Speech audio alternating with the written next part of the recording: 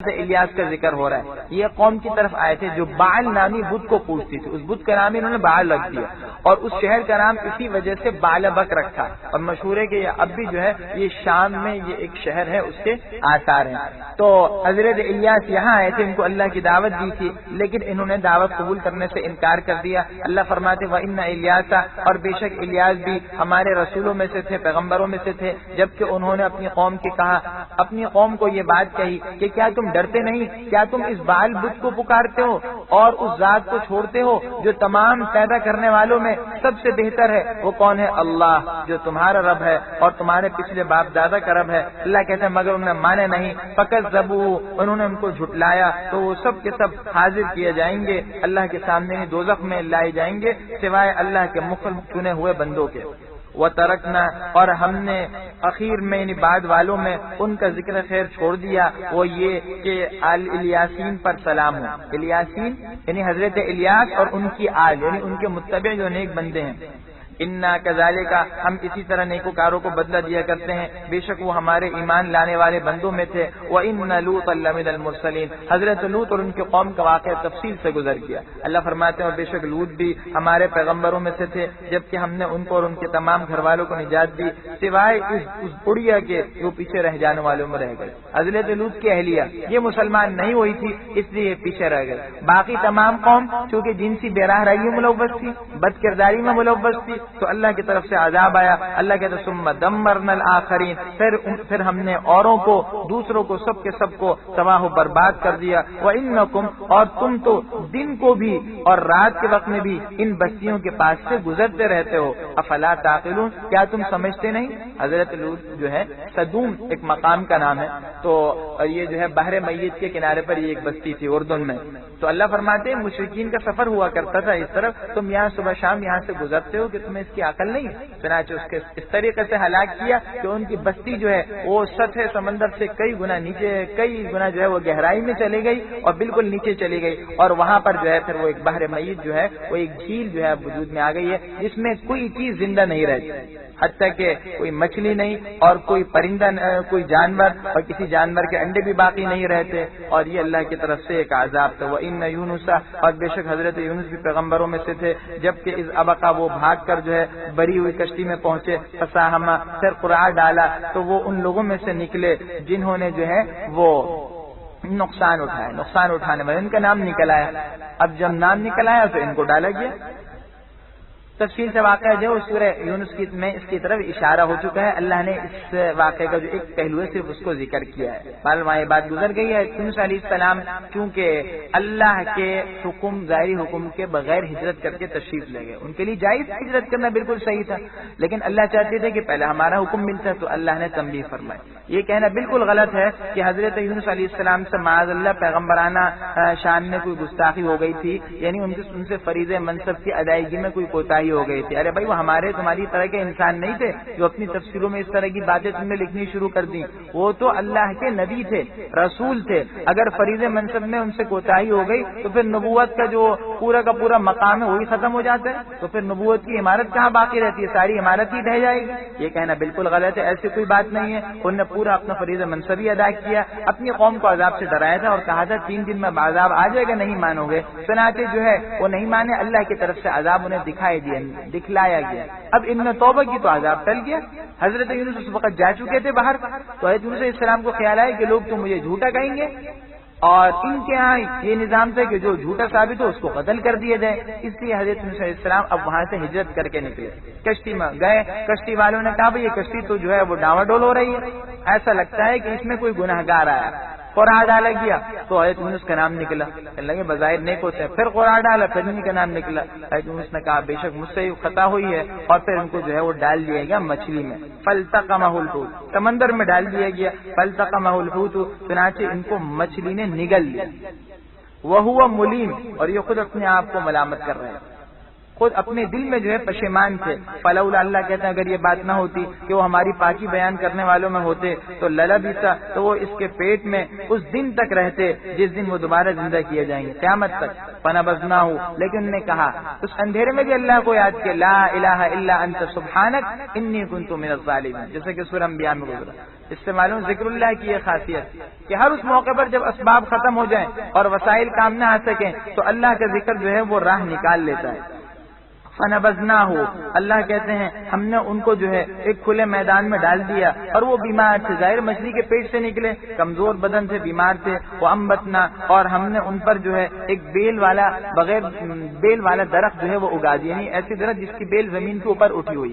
کدو کا درخت کہا تھا، بہت سے مفسرین کہتے ہیں کدو کا درخت نکلا تھا. کدو کے اندر بہت سی غذائیت ہوتی ہے اور بڑی توانائی ہے کدو کے اندر، تو یہ درخت ان کے لیے نکالا گیا. وارسلناہ، اور ہم نے ان کو 1,00,000 یہ اس سے زائد لوگوں کی طرف پیغمبر بنا کر بھیجا. فآمنوا، تو سب کے سب ایمان لائے، تو ہم نے ان کو ایک مقررہ وقت تک نفع اٹھانے کا موقع دیا.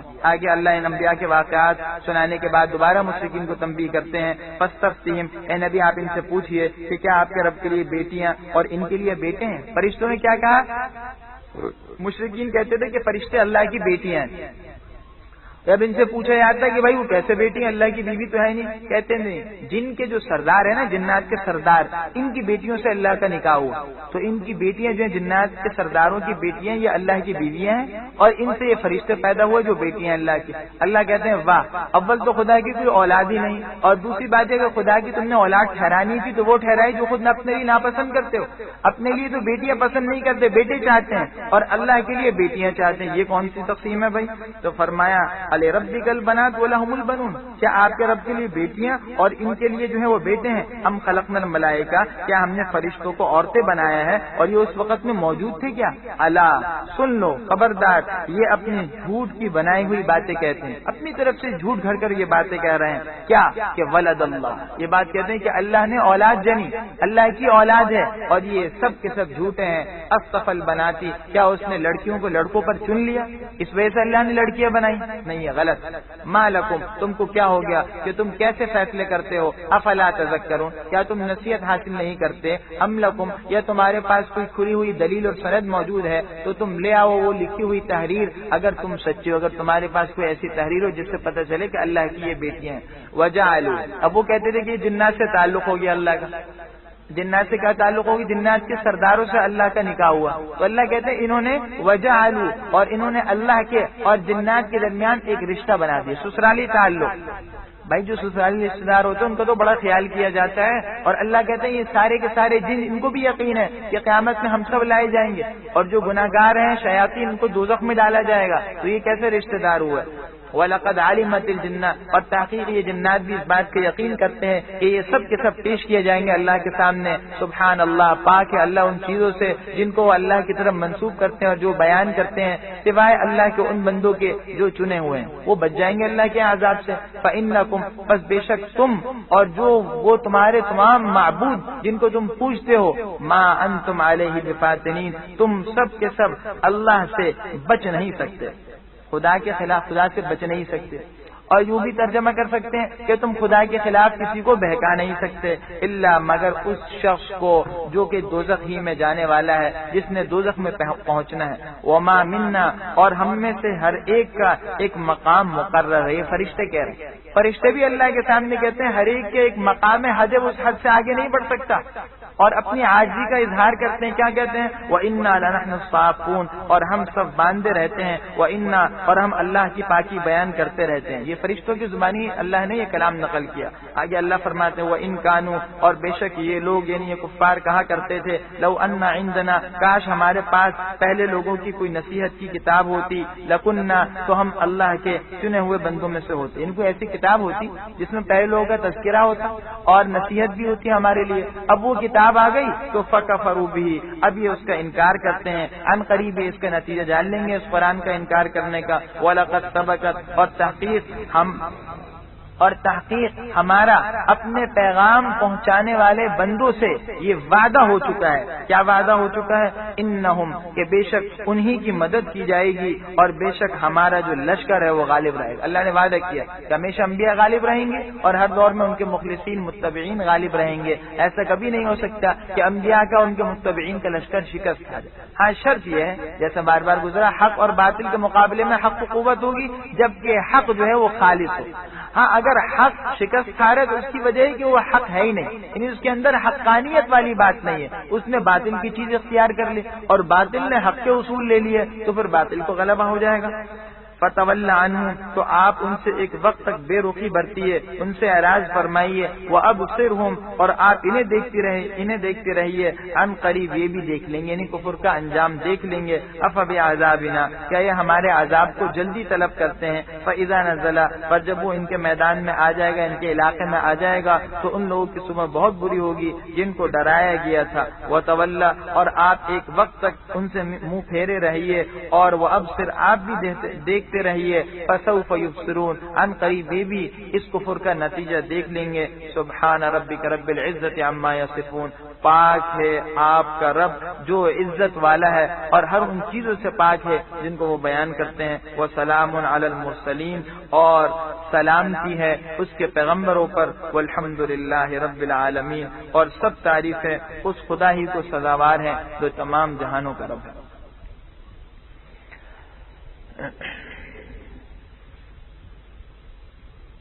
بسم اللہ الرحمن الرحیم۔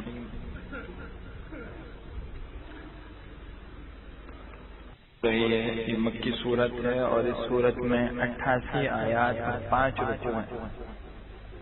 اس سورت میں اللہ جل شانہ نے چند انبیاء کا مختصر انداز میں ذکر فرمایا، حضرت داؤد، حضرت سلیمان علیہ السلام اور حضرت ایوب علیہ السلام۔ ان تین کے زندگی کے بعض واقعات پر روشنی ڈالی گئی ہے، اور اس کے علاوہ دیگر انبیاء کرام کے ناموں کا تذکرہ بھی ہے۔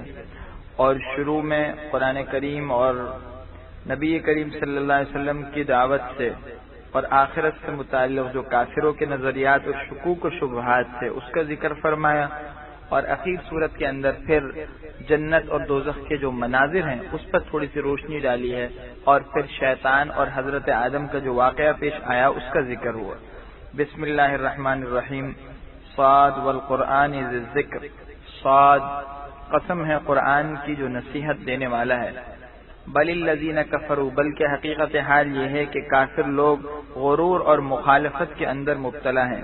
کم اہلکنا، ہم نے ان سے پہلے کتنی ہی امتوں اور جماعتوں کو ہلاک کر دیا، تو وہ فریاد کرنے لگے اور وہ فریاد رسی کا اور بچنے کا وقت نہیں تھا۔ ایسے وقت میں فریاد کی کہ پھر وہ وقت ان کے بچنے کا نہیں تھا، اس وقت میں ان کی مدد نہیں ہو سکتی تھی، چنانچہ ان کی مدد نہیں کی گئی۔ وعجبوا، اور یہ لوگ تعجب کرتے ہیں اس بات پر کہ ان کے پاس انہی میں سے ایک ڈرانے والے آیا، اور کافر کہتے ہیں کہ یہ تو جھوٹا جادوگر ہے۔ معاذ اللہ، حضور کو جھوٹا بھی کہہ رہے ہیں، جادوگر بھی۔ اجعل الالہہ، اور کیا اس نے اتنے معبودوں کی جگہ ایک ہی معبود بنا دیا؟ بے شک یہ تو بڑی عجیب بات ہے۔ مشرکین کو ایک تعجب یہ تھا کہ جی ہماری ہی طرح کا انسان نبی ہے، یہ بات سمجھ میں نہیں آتی۔ دوسری بات یہ کہ تمام معبودوں کی جگہ ایک معبود ہے۔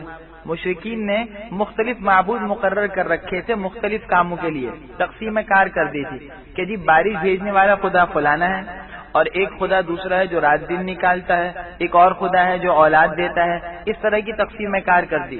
تو جب اللہ کے نبی نے بتایا کہ خدا تو ایک ہی ہے جو ہر چیز کے، دنیا اور آخرت اور تمام مخلوقات اور تمام نظام کا مالک ہے، اس پر انہیں بڑا تعجب ہو رہا تھا، اسی بات کا یہاں ذکر کیا گیا۔ وانطلق الملأ منهم، اور ان کے جو سرداران و معزز لوگ تھے وہ چل پڑے یہ کہتے ہوئے کہ انمشو، اٹھ چلو اور اپنے معبودوں پر جمے رہو، بے شک یہ تو ایک ایسی چیز ہے جس سے تم پر شرف اور فضیلت مقصد ہے۔ یعنی اس چیز سے نبی چاہتے ہیں کہ ہم پر اپنی برتری ظاہر کریں، اس لیے اب ہم دین کو نہیں اختیار کریں گے، اپنے دین پر جمے رہیں گے۔ اور اس کی ایک وجہ یہ بھی ہے، ما سمعنا بہذا، پچھلے مذہب میں بھی ہم نے کبھی یہ بات نہیں سنی، یہ تو بالکل گھڑی ہوئی بات ہے۔ انزل، کیا انہی پر ہمارے درمیان میں سے نصیحت اتری؟ یعنی کیا یہی اس قابل ہوئی ہے نبی، انہی پر اترنی تھی کتاب؟ بل ہم، اللہ کہتے ہیں در حقیقت بات یہ ہے کہ بلکہ یہ لوگ میرے اس ذکر یعنی نصیحت کی کتاب کے بارے میں شک میں مبتلا ہیں، بلکہ اس سے بھی آگے کی جو اصل حقیقت ہے وہ یہ ہے کہ لما یذوقوا عذاب، انہوں نے ابھی تک میرے عذاب کا مزہ نہیں چکھا، ابھی ذرا عذاب آ جائے تو پتہ چل جائے گا۔ ام عندہم، کیا ان کے پاس آپ کے اس رب کی رحمت کے خزانے ہیں جو غالب اور بہت بخشش کرنے والا ہے؟ ام لہم، کیا ان کو آسمانوں اور زمین اور درمیان کی تمام چیزوں کی بادشاہت حاصل ہے؟ اگر ایسا ہے تو ان کو چاہیے کہ رسیاں تان کر چڑھ جائیں، آسمان پر چلے جائیں۔ جندم ما ہنالک، یہ ایک لشکر ہے، ان سے پہلے حضرت نوح کی قوم نے اور قوم عاد نے اور فرعون نے جو میخو والا تھا، ان سب نے جھٹلا دیا۔ فرعون کو میخو والا کہا قرآن نے، ذو الاوتاد، کیونکہ یہ بہت ظالم تھا۔ جب کسی کو سزا دیا کرتا تھا تو اس طرح کہ ہاتھ پاؤں میں کیلے ٹھکوا دیا کرتا تھا، اور کیلے ٹھکوا کر ہاتھ پاؤں میں سزا دیا کرتا تھا، تو اتنا طاقتور تھا یہ، لیکن اس کے باوجود وہ نہیں بچ سکا۔ وہ سمود اور قوم سمود نے اور قوم لوط نے اور ایکا کے رہنے والوں نے، یہ تمام کے تمام لوگ جو ہیں وہی گروہ ہیں۔ ان کل، بے شک ان سب نے رسولوں کو جھٹلایا تو میرا عذاب ان پر آ کر واقع ہو گیا۔ وما ينظر هؤلاء، اور یہ لوگ تو صرف اور صرف ایک زوردار چیخ کے منتظر ہیں کہ جس میں کچھ وقفہ نہیں ہوگا، یعنی ایک چیخ ہوگی اور جب شروع ہوگی تو پھر وقفہ نہیں ہوگا، تسلسل سے وہ چیخ ہوگی، قیامت والی چیخ۔ وقالوا ربنا، اور یہ کہتے ہیں کہ اے ہمارے رب، ہمارا حصہ جو ہے حساب کے دن سے پہلے ہی ہمیں دے دیجیے۔ کافی مذاق اڑا کر کہتے ہیں اگر عذاب آنا ہے تو آج ہی ہمارا عذاب آ جائے۔ اللہ کہتے ہیں اصبر، آپ صبر کیجئے ان باتوں پر جو یہ کہتے ہیں، وذکر، اور آپ یاد کیجئے ہمارے بندے داؤد کو جو ذلعید قوت والے تھے، بے شک رجوع کرنے والے تھے۔ اللہ نے اب دو انبیاء کا، حضرت داؤد علیہ السلام اور حضرت سلیمان کا ذکر کیا جو باپ بیٹے ہیں۔ انہیں اللہ جل شانہ نے دین و دنیا کی سب سے بڑی نعمتیں عطا کی تھی۔ دین کی سب سے بڑی نعمت کیا ہے؟ پیغمبری، اور دنیا کی سب سے بڑی نعمت کیا ہے؟ بادشاہت۔ تو اللہ نے انہیں دونوں چیزیں دی، اور یہ اللہ کے ان بندوں میں سے تھے جو ہر مالدار اور ہر دنیا میں ہر با اثر اور صاحب اثر و رسوخ شخص کے لیے ایک نمونہ ہے کہ انسان کو چاہیے کہ اللہ نے اگر اس کو یہ نعمتیں دی ہوں تو ان نعمتوں کو بجائے اللہ کی نافرمانی میں استعمال کرنے کے اللہ کی بندگی میں خرچ کرے۔ حضرت داؤد کی چند خصوصیات ہیں، ایک تو قوت والے ہیں، ایک تو بادشاہت والی قوت، دوسری وہ قوت جو پیچھے تفصیل کے ساتھ سورہ سبا میں گزری، اللہ نے لوہے کو ان کے لیے موم بنا دیا، موم کی طرح کر دیا، نرم کر دیا، جس طرح چاہتے تھے لوہے کو جو ہے وہ موڑتے تھے اور اس کی زرہیں بنایا کرتے تھے۔ اور اس کے علاوہ ان کو خوش الحانی بہت زیادہ دی تھی، شکر کرنے والا دل دیا تھا، ذکر کرنے والی زبان دی تھی، اور ایسے خوش الحان تھے جب زبور پڑھتے تھے، اللہ کا ذکر کرتے تھے تو سارے پہاڑ و پرندے ان کے ساتھ مل کر چہچہاتے تھے اور ایک عجیب سا سما بن جاتا تھا۔ پھر اس کے علاوہ ان کو اللہ نے فیصلے کی حکومت دی، قاضی تھے، بہت زبردست علم اور حکمت دی تھی، فیصلہ خود کیا کرتے تھے، اور عبادت کا وافر حصہ عطا کیا، ایک دن روزہ رکھتے، ایک دن افطار، ساری زندگی اس طرح گزاری جس کو صوم داؤدی کہا جاتا ہے، اور یہ سب سے افضل روزے کی صورت۔ اور اسی طرح رات میں آدھی رات جاگتے، آدھی رات عبادت کرتے، تو یہ ان کی جو ہے خصوصیات تھیں، اسی کا یہاں ذکر کیا گیا۔ انہ اواب، بے شک وہ رجوع کرنے والے تھے۔ انا سخرنا الجبال معه، ہم نے پہاڑوں کو ان کے زیر فرمان کر دیا، وہ صبح اور شام تسبیح کرتے تھے ان کے ساتھ، اور تمام کے تمام پرندے بھی جمع رہتے تھے، سب کے سب ان کے فرما بردار تھے۔ وشددنا ملک، اللہ کہتے ہیں اور ہم نے ان کی بادشاہی کو مستحکم کر دیا تھا، اور ہم نے ان کو دانائی عطا کی تھی، اور بات کا فیصلہ، یعنی جھگڑے کی بات کا فیصلہ کرنا جو ہے اس کا سلیقہ اور اس کا ڈھنگ جو ہے وہ انہیں سکھایا تھا۔ وحل عطا کا، اور کیا آپ کے پاس جھگڑا کرنے والوں کا واقعہ پہنچا ہے جب کہ وہ عبادت خانے کی دیوار پھلانگ کر آ گئے۔ یہ قصہ ہے حضرت داؤد علیہ السلام کے ساتھ پیش آیا۔ داؤد علیہ السلام پیغمبر ہے، معصوم ہے، ہمارا نظر یہ ہے کہ پیغمبر بالکل جو ہے پاکیزہ ہوتے ہیں، ان سے گناہ نہیں ہو سکتا۔ اللہ کی طرف سے ایک آزمائش تھی۔ اصل میں بات یہ تھی کہ داؤد علیہ السلام نے چونکہ اپنے ایک نظام بنایا تھا، عبادت کے لیے ایک وقت، فیصلہ کرنے کا ایک وقت، اور آرام کا ایک وقت۔ آرام کے وقت میں نظام بنایا کہ مقرر سے پہرے دار کوئی اندر نہیں آنے دیتے، تاکہ اس وقت میں آرام ہو تو پھر باقی کام فیصلے کا اور عبادت کے کر سکیں۔ تو حضرت داؤد علیہ السلام نے ایسے حدیث میں آتا ہے کہ رات بھر کو جو ہے اللہ کی عبادت کے لیے خاص اس طریقے سے کر لیا تھا۔ بعض روایت سے معلوم ہوتا ہے کہ ہر وقت کوئی نہ کوئی گھر میں جو ہے مصلی پر لگا رہتا تھا، اللہ کی عبادت کرتا رہتا تھا۔ اور داؤد نے ایک مرتبہ اللہ کے سامنے عبادت کی کہ اللہ میں آپ کی عبادت کرتا رہتا ہوں، اللہ نے فرمایا، غرور نہیں کیا تھا انہوں نے، لیکن اللہ نے تنبیہ فرمایا، اللہ نے کہا دیکھو یہ ہماری توفیق سے ہوتا ہے، اگر ہم نے چاہیں تو نہیں ہوگا۔ چنانچہ یہ واقعہ ہوا کہ ایک دن عبادت خانے میں ہے، اندر عبادت کر رہے ہیں، اچانک دو آ گئے خصم، دو جھگڑالو، اور اصل میں یہ کون تھے؟ ایک تفسیر کے مطابق فرشتے تھے، انسانی شکل میں آئے تھے، یہ فیصلہ لے کر آئے۔ داؤد علیہ السلام نے فیصلہ نمٹایا، ظاہر ہے اس فیصلے کو نمٹانے میں جو ہے بہت سا وقت ان کا خرچ ہوا، تو عبادت کا نظام متاثر ہو گیا، اور اس کی وجہ سے جو ہے جو انہوں نے ایک اللہ کے سامنے عرض کیا تھا کہ جی میں یہ سارا وقت عبادت میں لگاتا ہوں، وہ وقت عبادت میں نہیں لگ سکا، تو تنبیہ ہوئی اور پتہ چل گیا کہ دیکھو اللہ جو ہے اسی کی توفیق سے ہوا کرتا ہے۔ تو یہ سبق ہے کہ انسان کو چاہیے کہ اگر اس کو اللہ کسی دین کے کام کی، کسی بات کی، کسی نیک عمل کی توفیق دیں، سمجھ لے یہ اللہ ہی کی طرف سے ہے بھائی، یہ اسباب و وسائل، یہ حالات، یہ فرصت، یہ قوت، یہ صحت، یہ مال کس نے دیا؟ اللہ نے دیا، ورنہ تھوڑی ہم عبادت کے لیے بیٹھ سکتے تھے۔ اس دخلوا، جبکہ یہ حضرت داؤد کے پاس آئے تو حضرت داؤد ان سے گھبرا گئے، گھبرا اس لیے گئے تھے کہ وہ سارا جو حفاظتی نظام تھا وہ سب کا سب ختم، یہ کیسے پھلانگ کر پہنچ گئے؟ قالوا، تو انہوں نے تسلی دی کہ ڈرو مت، فرشتے تھے، خصمانی، ہم دو آپس میں فریق ہیں، بغا بعضنا علی بعض، ہم میں سے ایک نے دوسرے پر زیادتی اور ظلم کیا ہے، تو آپ ہمارے درمیان انصاف کے ساتھ فیصلے کیجیے، اور دیکھیے بے انصافی نہ کیجیے گا، اور ہمیں بالکل سیدھے راستے کی طرف رہنمائی کیجیے گا۔ وہ فیصلہ کیا وہی ہے کہ جی ایک کی 99 بکریاں اور 99 دمبیاں ہیں، اور ایک کی ایک بکری ایک دمبی ہے، تو یہ کہہ رہا ہے کہ دیکھو میرے پاس تو صرف ایک دمبی ہے، اس کے پاس 99 ہیں، اور میرا یہ ساتھی جو ہے جو میری ایک دمبی ہے یہ بھی مجھ سے لے رہا ہے، تو اب آپ بتائیے کوئی زیادتی تو نہیں کر رہا؟ انہوں نے کہا بالکل زیادتی کر رہا ہے، یہ ظلم ہے، تم شریک ہو 99 حصے، ایک حصہ ایک کا، تو پھر کیا ہوا؟ ظاہر سی بات ہے وہ ایک دمبی اسی کے پاس رہنے دینا چاہیے، وہ بھی اس سے لے لینا، یہ تو زبردست ظلم ہے۔ یہ فیصلہ کیا تو اس نے کیا کہا؟ خصمانی، ہم دو فریق ہیں، ہم میں سے ایک نے دوسرے پر زیادتی کی ہے، فیصلہ انصاف کے ساتھ کیجیے گا، اور دیکھیے بے انصافی نہ کیجیے گا، اور سیدھا راستہ دکھائیے گا، اور صورتحال یہ ہے کہ یہ میرا بھائی ہے، اس کے 99 دمبیاں ہیں اور میری ایک دمبی ہے، فقال، اور یہ کہتا ہے کہ یہ بھی میرے حوالے کر دے، اور یہ مجھ پر گفتگو میں غالب آ جاتا ہے۔ قال، حضرت داؤد نے فرمایا اس نے تم پر ظلم کیا کہ اپنی دمبیوں کے ساتھ تمہاری دمبی کو ملانے کی درخواست کر رہا ہے، یہ درخواست کر کے ظلم کر رہا ہے۔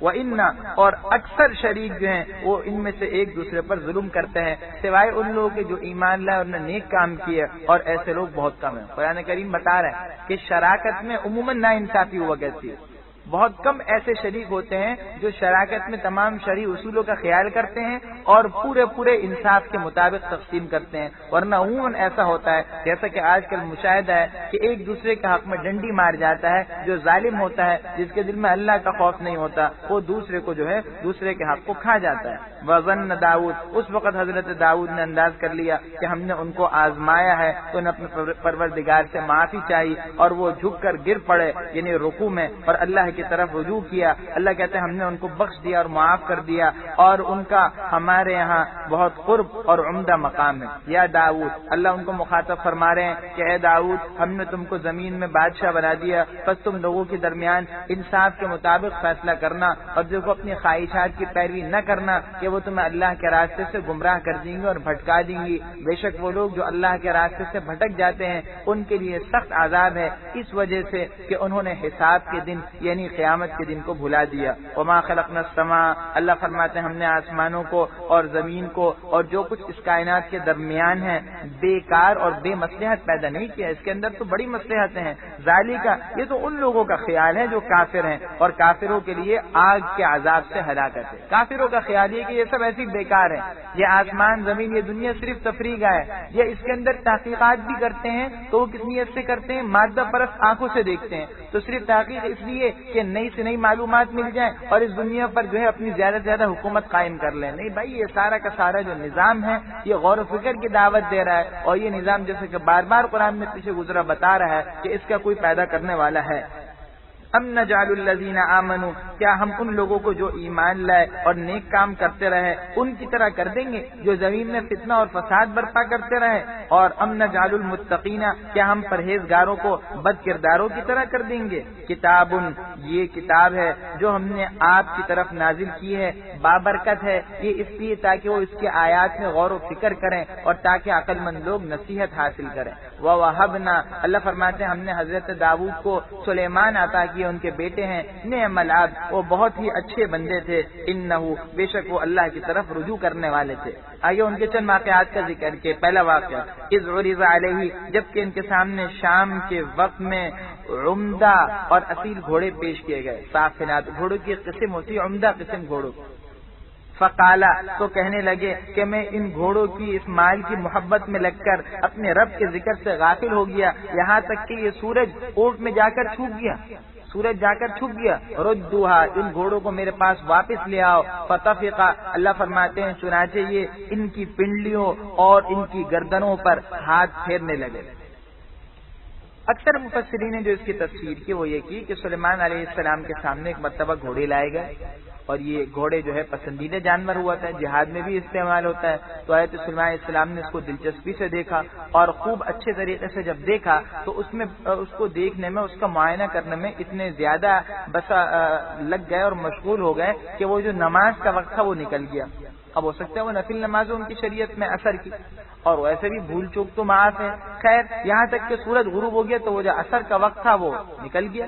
اب حضرت سلیمان کو بڑا افسوس ہوا کہ او ہو، یہ جو میں گھوڑا ہے یہ مال ہے، میں اس میں لگ کر اللہ کی یاد سے غافل ہو گیا۔ چنانچہ گھوڑے منگوائے اور ان گھوڑوں کی گردنوں اور ٹانگوں کو کاٹ دیا کہ یہی وہ چیزیں ہیں جو اللہ کی یاد میں غفلت کا ذریعہ بنے۔ اب ان چیزوں کو میں کیا کرتا ہوں، ہلاک کرتا ہوں اور ختم کرتا ہوں۔ تو معلوم ہوا کہ وہ اللہ کی یاد سے غافل کرنے والی کسی چیز کو برداشت کرنے والے نہیں تھے۔ ہر مسلمان کے لیے یہ سبق ہے کہ جس چیز سے محبت کرے ایک حد تک کرے، ایسا نہ ہو کہ محبت اللہ کی یاد سے غافل کر دے۔ وَلَقَدْ فَتَنَّا اور تحقیق ہم نے حضرت سلیمان کو آزمایا اور ان کے تخت پر ایک گھڑا لا کر ڈال دیا، پھر انہوں نے اللہ کی طرف رجوع کیا اور قال ارشاد فرمانے لگے، اے میرے رب مجھے بخش دے اور مجھے ایسی سلطنت عطا کر دے جو میرے بعد کسی کو شایع نہ ہو، بے شک تو بڑا عطا فرمانے والا ہے۔ یہ ایک اور واقعہ ہے، مفسرین نے اس کو بھی کئی انداز میں ذکر کیا اور بہت سی باتیں فرمائی ہیں، بہرحال قرآن کریم نے اس کی کوئی تفصیل بیان نہیں کی، لیکن ممکن ہے یہ ایک تفسیر ہو، جیسے کہ بعض احادیث میں واقعہ آتا ہے اور بہت سے مفسرین نے اس آیت کی تفسیر میں واقعہ ذکر کیا۔ سلیمان علیہ السلام کی 99 اہلیہ تھی، حضرت سلیمان نے ایک مرتبہ قسم کھائی کہ میں ان سب عورتوں کے پاس جاؤں گا اور ان سب سے اولاد ہوگی جو اللہ کے راستے میں جہاد کرے گی، لیکن انشاءاللہ نہیں کہہ سکے تھے۔ تو انشاءاللہ جب نہیں کہہ سکے تو کسی سے بھی بچہ نہیں ہوا سوائے ایک کے کہ اس سے حمل ہوا، اور وہ بھی ناقص الخلقت تھا، پورا بچہ بھی نہیں تھا، ایک دھڑ تھا، تو وہ لا کر ڈال دیا کہ دیکھیے یہ دھڑ ہے۔ جب وہ بچہ پیدا ہوا تو وہ ڈال دیا گیا۔ سلیمان علیہ السلام کو وہ تنبیہ کر دی گئی کہ انشاءاللہ کہنا چاہیے۔ بعد صورت جو بھی ہو، جس طریقے سے بھی اللہ نے آزمایا ہو، صرف یہ کہ تنبیہ ہی تھی، ورنہ حضرت سلیمان جو تھے یقین رکھتے تھے کہ اللہ ہی کی مشیت سے ہوتا ہے، مگر اللہ نے اس طریقے سے انہیں مزید متوجہ کر دیا۔ اللہ سے سلطنت مانگی، ایسی سلطنت جو کسی کو نہ ملے، یہ حسد کے طور پر نہیں کہا، بات سمجھیے گا۔ نبی جو ہے ان کو دنیا کی کوئی کشش نہیں ہوتی، علماء نے کہا یہ اظہار معجزہ کے طور پر کہا تھا۔ ہر نبی کو ان کے زمانے کے حساب سے معجزہ ملتا ہے۔ عیسیٰ علیہ السلام کے زمانے چونکہ طب اعلیٰ درجے پر تھی تو انہیں ایسا معجزہ ملا کہ مردے کو زندہ کر دیا، اندھے کو بینا کر دیا، برس والے کو ٹھیک کر دیا، ایسا کوئی طبیب نہیں کر سکتا۔ اسی طرح حضرت موسیٰ علیہ السلام کے زمانے میں سحر تھا تو ایسا معجزہ آیا جس نے سارے جادو کو جو ہے ختم کر دیا، وہ لاٹھی و اژدہا بن کر ان جادوگروں کے سارے سانپوں کو نکل گئے۔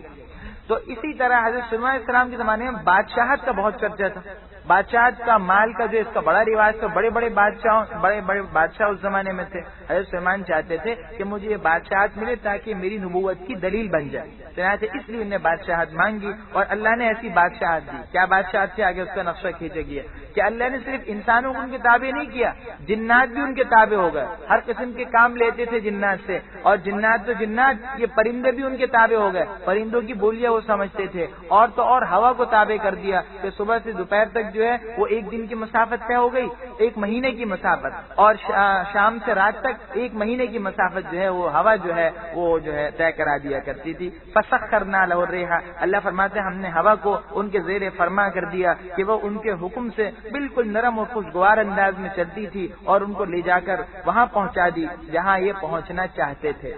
یہ ہوا ایک تخت کو لے جایا کرتی، جیسے جہاز ہوتا ہے ہوا میں اڑتا ہے تو اس تیز رفتاری سے وہ ہوا لے جاتی۔ وہ شیاطین، اور شیاطین کو بھی ان کے زیر فرمان کر دیا تھا، سب عمارتیں بنانے والے، غواص اور غوطے لگانے والے تھے، اور کچھ ایسے بھی تھے دوسرے جو کہ بیڑیوں میں زنجیروں میں جھگڑے ہوئے تھے۔ وہ سرکش شیاطینوں کے جو مانتے نہیں تھے ان کو سزا کے طور پر جھگڑا، اور اللہ نے حضرت سلیمان کو فرمایا ھذا عطاؤنا، یہ ہماری بخشش ہے، اب چاہے احسان کرو یا اس کو رکھ کے چھوڑو، تم سے کوئی حساب نہیں، خرچ کرو یا نہ کرو، کوئی حساب نہیں ہے. اللہ فرماتے ہیں اور ان کا ہمارے یہاں قرب ہے اور عمدہ مقام ہے. انسان پر دونوں قسم کے حالات آتے ہیں، اچھے حالات بھی برے حالات بھی. حکم کیا ہے کہ آسودہ حالت ہو تو شکر کرو، مال تمہیں سرکشی میں مبتلا نہ کرے.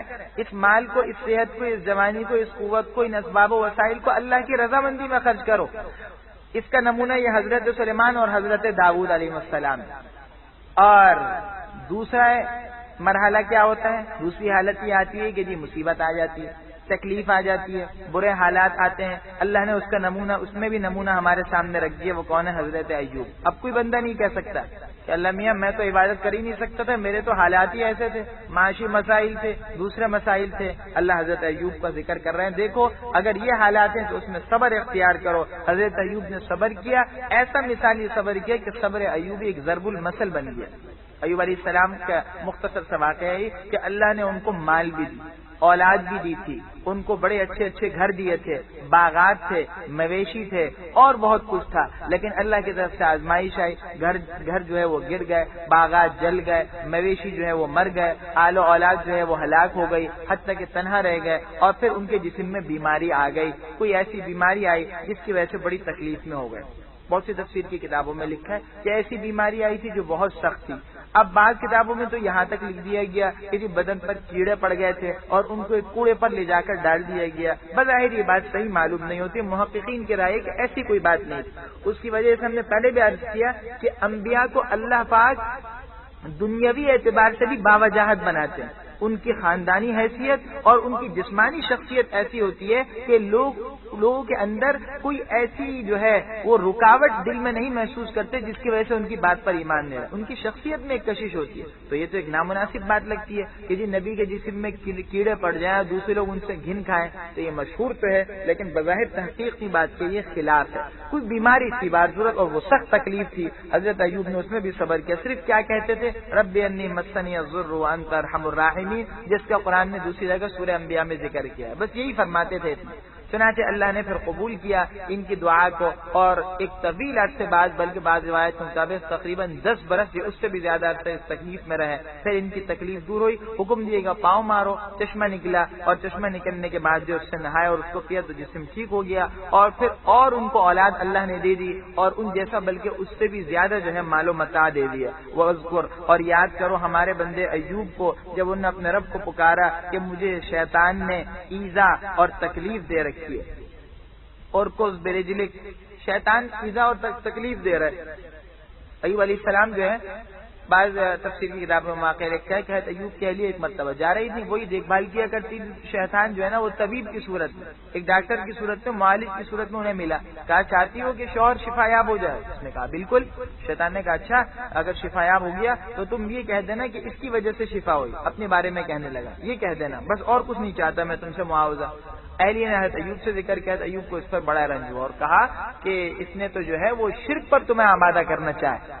یہ تو شرک پر آمادہ کر رہا ہے. یہ کہنا کہ جی شفا اس کی وجہ سے ہوئی ہے. پھر قسم کھائی تھی کہ میں اس کو 100 لکڑیاں ماروں گا اگر میں صحت مند ہوں گی. اپنی بیوی کے بارے میں قسم کھائی کہ 100 مرتبہ ماروں گا. اللہ نے ان کی قسم بعد میں پوری کروائی جیسا کہ آگے آ رہا ہے. اور کچھ اللہ کی طرف سے اب یہ حکم آیا جب آزمائش ختم ہوئی کہ اپنی جو لات ہے وہ زمین پر مارو. ہاذا، یہ چشمہ نکل آیا، مغتسل، ٹھنڈے پانی کا جو کہ غسل کے لیے بھی ہے اور وہ شراب اور پینے کے لیے بھی ہے. وَوَهَبْنَا لَهُ، اور ہم نے ان کو ان کے اہل و عیال دے دیے اور ان جیسے اور ہم نے عطا کیے اپنی مہربانی سے. اور یہ نصیحت ہے عقل مندوں کے لیے. حدیث میں آتا ہے بخاری شریف کے بعد ایوب علیہ السلام ایک مرتبہ غسل کر رہے تھے کپڑے اتار کر، اچانک سونے کی ٹڈیاں برسنے لگی تو نہانا چھوڑ فوراً کپڑوں میں جو ان ٹڈیوں کو بھرنا شروع کر دیا.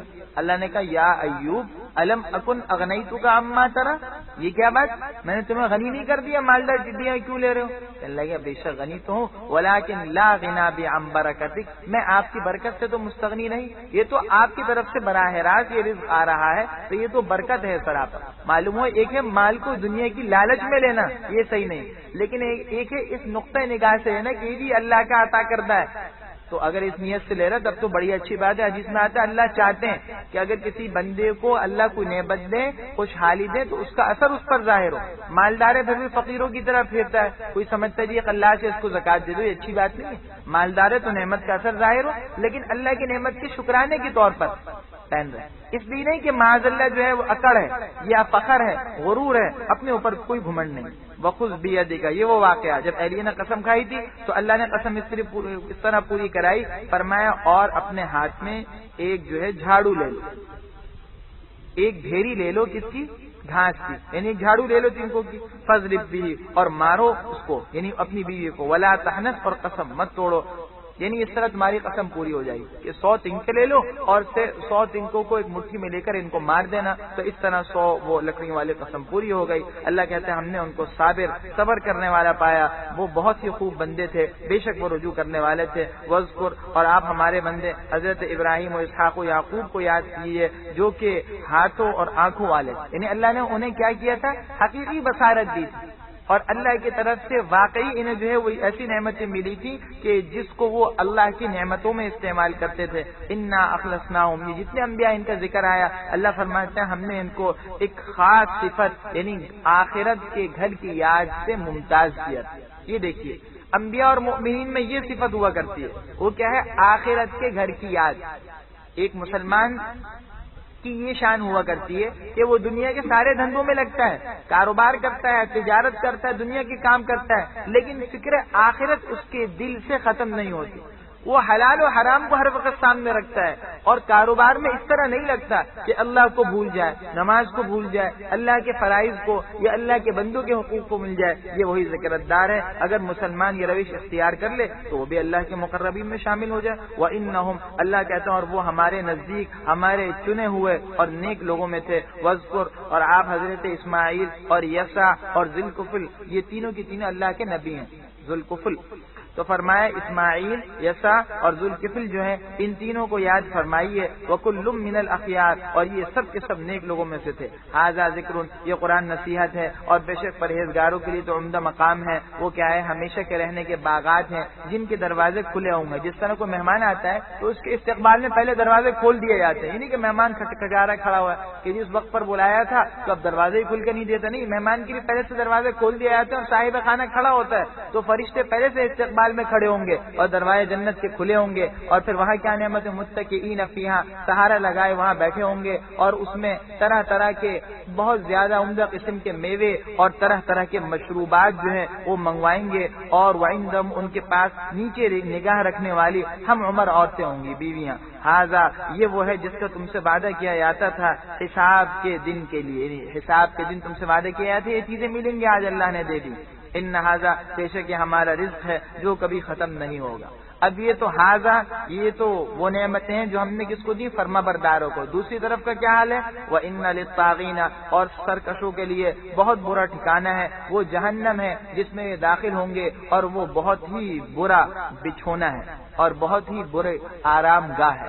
جہنم جو ہے بہت بری بچھونا اور بہت بری آرام گاہ ہے۔ ھذا، یہ ہے کھولتا ہوا پانی، بس تم اس کو چکھو، اور یہ گرم پانی اور پیپ ہے۔ رساق کہتے ہیں پیپ کو، جو کہ میل کچیل اور جو پیپ گندگی زخم سے نکلتی ہے۔ وہ آخرو، اور اسی طرح کے اور بہت سے عذاب ہوں گے۔ ھذا فوج، یہ ایک جماعت ہے جو تمہارے ساتھ داخل ہوں گی۔ لا مرحبا بہم، ان کو خوشخبری نہ ہو، ان کو کوئی خوشی نہ ہو، یہ دوزخ میں ڈلنے والے ہیں۔ فرشتوں کی طرف سے، اللہ کی طرف سے پھٹکار ہے کہ یہ جا رہے ہیں لیکن ان کو کوئی خوشی نہ ہو۔ آگے جب یہ دوزخی آئیں گے تو پہلے تو کون جائیں گے؟ لیڈران جائیں گے دوزخ کے اندر بڑے، پھر اس کے بعد دوسری جماعت آئے گی۔ تو ان کا استقبال اس انداز میں ہو رہا ہے کہ جب دوزخ میں گئے تو جو پہلے کے لیڈران ہیں وہ بھی کہہ رہے ہیں لا مرحبا بہم، تمہارا آنا انتہائی نامبارک ہے، ہمارے لیے منحوس ہے۔ تو یہ آ کر پھر کیا کہیں گے؟ ان کو آتے ہی کہیں گے بل انتم لا مرحبا بکم، یہ جو ان کے متبعین ہیں یہ اپنے لیڈران کو کہیں گے بلکہ تم کو ہی یہ چیز خوش نہ ہو، بلکہ تم کو کوئی خوشی نہ ہو، اور یہ چیز تم کو ہی نامبارک ہو۔ انتم قدمتموہ لنا، تم ہی نے تو یہ بلا ہمارے لیے ہمارے سامنے لے کر آئے اور ہمارے لیے مہیا کی، تو یہ بہت برا ٹھکانہ ہے۔ کہیں گے واہ، تم ہی اس دوزخ میں لائے اور ہمیں لعان تان کر رہے ہو۔ پھر اس کے بعد اللہ سے مزید بد دعا کریں گے اپنے لیڈروں کے لیے۔ قالو، کیا کہیں گے؟ اے ہمارے رب، جس نے کہیں گے ہمارے رب جو بھی ہمارے سامنے یہ چیزیں لایا، یعنی جو ذریعہ بنا یہ ان چیزوں کے آنے کا، تو فزد ہو، اس کو دوزخ میں اور دگنا عذاب دے دیجیے۔ اب پھر کہیں گے وہ دنیا میں وہ مسلمان جن کا ہم مذاق اڑایا کرتے تھے، ان داڑھی والوں کا اور ان ٹوپیوں تسبیحوں والوں کا اور ان لوگوں جو اپنے پائنچے اوپر رکھتے تھے، ارے بھائی وہ کہاں چلے گئے جن کا ہم مذاق اڑایا کرتے تھے؟ آج تو وہ نظر نہیں آ رہے۔ وقالو، اور کہیں گے ہمیں کیا ہو گیا کہ ہمیں وہ لوگ نظر ہی نہیں آتے، ہم ان لوگوں کو دیکھ ہی نہیں رہے جن کو ہم بروں میں شمار کرتے تھے، برے لوگوں میں۔ اتخذناہم، کیا ہم نے ان کو صرف مذاق بنایا ہوا تھا یا ہماری آنکھیں ان کی طرف سے پھر گئی ہیں؟ یعنی کیا ہمیں نظر نہیں آ رہے؟ یہ واقعی ہم نے دنیا میں صرف ان کو مذاق بنا لیا، حقیقت کچھ اور تھی۔ ان ذالک لحق، اللہ فرماتے ہیں بے شک یہ بات یعنی دوزخیوں کا آپس میں جھگڑنا بالکل برحق ہے۔ قل، آپ فرما دیجئے میں تو ڈرانے والا ہوں اور اللہ کے سوا کوئی معبود نہیں جو تنہا ہے اور غالب و یکتا ہے۔ رب السماوات والارض، آسمانوں اور زمین اور ان کے درمیان جتنی مخلوقات ہیں ان سب کا رب ہے اور وہ غالب اور بخشنے والا ہے۔ قل، آپ فرما دیجئے کہ وہ ایک بہت بڑی اور ہولناک خبر ہے، انتم عنہ معرضون، جس سے تم بالکل بے رخی برت رہے ہو۔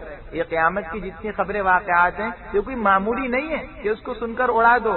ما کان لی من علم، اور یہ بھی فرما دیجئے کہ مجھ کو کوئی معلومات نہیں ملأ اعلی، یعنی اوپر کی مجلس والوں کا، جب کہ وہ جھگڑتے ہیں یعنی بات کرتے ہیں، یعنی فرشتے آسمانوں پر جب آپس میں مذاکرہ کرتے ہیں دنیا کی کسی بات کا، حضور فرما رہے مجھے کوئی علم نہیں ان باتوں کا۔ ان یوحا الی، میری طرف تو پھر یہی وحی کی جاتی ہے کہ میں جو ہوں کھلم کھلا ڈرانے والا ہوں۔ اس کے بعد دوبارہ وہی واقعہ بیان کیا جا رہا ہے جو قرآن نے بار بار مختلف صورتوں میں، سورہ اعراف میں اور سورہ کہف کے اندر اور دیگر صورتوں میں ذکر کیا ہے، کس طرح جو ہے شیطان نے حضرت آدم کو سجدہ کرنے سے انکار کیا اور پھر اس کے بعد کس طریقے سے جنت سے ان کو نکالا ہے اور اس کے بعد کس طریقے سے قسم کھائی تھی کہ انسانوں کو گمراہ کروں۔ یہ واقعہ بار بار ذکر کیا جا رہا ہے، اس میں در حقیقت کئی سبق انسانوں کو دیا جا رہا ہے۔ پہلے سبق یہ دیا جا رہا ہے، دیکھو حضرت آدم اللہ کے نبی ہیں، باوجود اس کے کہ نبی ہیں لیکن ان سے ایک اشتہاری خطا ہوئی، نبی معصوم ہوتے ہیں، ایک اشتہاری خطا ہوئی تھی، بے خیالی میں ایک ذرا سی بات سرزد ہو گئی کہ وہ گیہوں کا دانہ کھا لیا، تو باوجود نبی ہونے کے ان پر پکڑ ہوئی اور ان کو جو ہے وہ جنت سے جو ہے نکال دیا گیا۔ تو آج تم جو طرح طرح کے گناہ کر کے دندناتے پھر رہے ہو، یہ مت سمجھنا کہ ہم سے ان گناہوں پر کوئی پکڑ نہیں ہوگی، اس سے ہر انسان کو اللہ کی نافرمانی سے ڈرتے اور بچتے رہنا چاہیے۔ دوسری جو بات ہے وہ کیا ہے، وہ دوسرا سبق یہ ہے کہ دیکھو شیطان کا کیا حال ہوا۔ شیطان کیا تھا؟ عبادت کرتے کرتے فرشتوں کا سردار بن گیا تھا، سب سے بڑا عابد تھا، لیکن صرف ایک بات کی وجہ سے کہ اس نے تکبر کیا، کہنے لگا یہ مٹی کا ہے، میں آگ کا ہوں، میں اس کو کیسے سجدہ کروں، اللہ کے سامنے تکبر و انکار کیا، حجتیں پیش کرنے لگا، تو اللہ کی وجہ سے قیامت تک کے لیے رسوا کر دیا گیا۔ اس لیے دیکھو کبھی اللہ کے حکم کا انکار مت کرنا، کبھی تکبر مت کرنا، دین کی بات کا مذاق مت اڑانا۔ تیسرا سبق کیا ہے، وہ یہ کہ دیکھو شیطان نے اللہ کے سامنے اعلان کر دیا تھا کہ میں ان کو اور ان کی اولاد کو گمراہ کرنے کی کوشش کروں گا۔ تو دیکھو شیطان تمہارا ازلی دشمن ہے، اس نے حضرت آدم کو جنت سے نکلوایا اور اس نے اللہ کے سامنے دشمنی کا اعلان کر دیا، تو یہ خاندانی دشمن ہے اور خاندانی دشمن ناقابل معاف ہوتا، کہتے ہیں اس نے تو ہمارے باپ دادا کو قتل کیا، اس کو ہم کبھی معاف نہیں کر سکتے۔ تو بھائی یہ شیطان بھی خاندانی دشمن ہے، یہ ناقابل معافی اور ناقابل دوستی ہے، اس سے کبھی سمجھوتا نہیں ہو سکتا اور اس کے ساتھ کبھی دوستی نہیں ہو سکتی، کیونکہ اس کی فطرت ہی ایسی ہے کہ وہ انسانوں کا جو ہے ہمیشہ سے بدخواہ رہا ہے۔ اذ قال ربک، جب آپ کے رب نے پروردگار نے فرشتوں سے کہا کہ میں مٹی سے ایک انسان بنانے والا ہوں، پھر جب میں اس کو مکمل بنا لوں اور درست کر لوں اور اس میں اپنے روح پھونکوں تو تم سب کے سب اس کو سجدے میں گر پڑنا، اس کے سامنے سجدہ کرتے ہوئے گر پڑنا۔ اللہ فرماتے ہیں پس فرشتوں نے سجدہ کر لیا، سب کے سب نے سوائے ابلیس یعنی شیطان کے، اس نے تکبر کیا اور وہ تھا ہی کافروں میں سے۔ قال یا ابلیس، اللہ فرماتے ہیں اے ابلیس، شیطان تکبر کر کے کافروں میں سے ہو گیا اور اللہ کے علم میں تو پہلے سے ہی وہ کافروں میں سے تھا۔ اللہ نے فرمایا اے شیطان، اے ابلیس، کس چیز نے تجھ کو روکا اس بات سے کہ تو اس چیز کو سجدہ کرے جس کو میں نے اپنے ہاتھوں سے پیدا کیا؟ کیا تم نے تکبر کیا ہے یا تم جو ہے اونچے درجے والوں میں ہو؟ کہنے لگا کہ میں بہتر ہوں ان سے، آپ نے ان کو آگ سے اور مجھ کو مٹی سے پیدا کیا ہے، اللہ آپ نے اس کو مٹی سے اور مجھ کو آگ سے پیدا کیا ہے۔ یہ شیطان کہہ رہا ہے۔ آگ کے اندر ہی کیا خاصیت ہوتی ہے؟ تکبر، اوپر کی طرف اٹھتی ہے۔ آپ آگ جلائیں گے، آگ جو اس کا شعلہ اوپر کی طرف اٹھتا ہے اور اللہ کو یہ ناپسند ہے، اور مٹی کو اڑائیں گے تو مٹی نیچے کی طرف جائے گی، تو مٹی میں ہے یہ آج بھی اور اللہ کو یہی پسند ہے۔ قالا تو اللہ نے اس پر صاف فرما دیا فخرج منہا تو یہاں سے نکل جا تو مردود اور راندہ درگاہ ہے اور تجھ پر میری لعنت ہے قیامت کے دن تک. کہنے لگا اے میرے رب آپ مجھے مہلت دیجئے اس دن تک جس دن یہ لوگ اٹھائے جائیں. کتنا چالاک و ہوشیار تھا. ایسے وقت میں جب اللہ کی طرف سے سزا مل رہی ہے, علماء نے کہا اتنا زبردست عارف تھا, اس وقت میں بھی اس کو اندازہ تھا کہ اللہ غصے سے مغلوب نہیں ہوتے. اس وقت میں بھی اللہ سے مانگ لیا کہ اللہ مجھے مہلت دے دے, اپنے فائدے کی چیز مانگی, اللہ نے مہلت دے دی. قالا فرمائے ٹھیک ہے تمہیں مہلت دی جاتی ہے ایک اس دن تک جس کا وقت مقرر ہے. کہنے لگا آپ کے عزت کی قسم میں ان سب کو بہکاتا رہوں گا سوائے ان میں سے آپ کے وہ بندے جو چنے ہوئے اور خالص ہیں. قالا اللہ نے فرمایا بس یہ بات سچ ہے اور میں سچ ہی کہتا ہوں. وہ کیا ہے؟ لأملأن کہ میں جہنم کو بھر دوں گا تجھ سے اور ان تمام لوگوں سے جو تیری پیروی کریں گے. قل آگے حضور کو خطاب کیا جا رہا ہے اے نبی آپ فرما دیجئے میں تم سے اس کام پر کوئی صلہ نہیں مانگتا, یہ دین پہنچانا اور دین کی بات کہنے کا کوئی معاوضہ نہیں مانگتا. وما انا من المتکلفین اور میں بناوٹ کرنے والوں میں سے. قرآن نے بناوٹ کو پسند نہیں کیا دین میں. بناوٹ کی ایک صورت کیا ہے جو حدیث میں وہ یہ کہ انسان کو جس چیز کا علم نہ ہو اس چیز کا علم ظاہر کرے. یہ بھی صحیح ہے کہ جی علم نہیں ہے پھر بھی کہہ رہا ہے مجھے معلوم ہے. جس چیز کے بارے میں علم نہ ہو فرما دیے یہ کہہ دو اللہ عالم کہ اللہ کو علم. اور اس کے علاوہ ہر چیز میں تکلف و بناوٹ ناپسند ہے, یعنی ہر ایسی چیز کو اپنی طرف منسوب کرنا جس کا اپنے آپ کو علم نہ ہو, یا جو چیز اپنی حاصل نہ ہو اس کو کیا کرنا اپنی چیز قرار دینا. ان ہوا بے شک یہ قرآن تو اہل عالم کے لیے نصیحت ہے. وَلَتَعْلَمُنَّ اور تم کو اس کا حال ایک وقت کے بعد معلوم ہو جائے گا, پتہ چل جائے گا کہ اللہ نے جو خبر دی ہے وہ سچی ہے یا جھوٹی.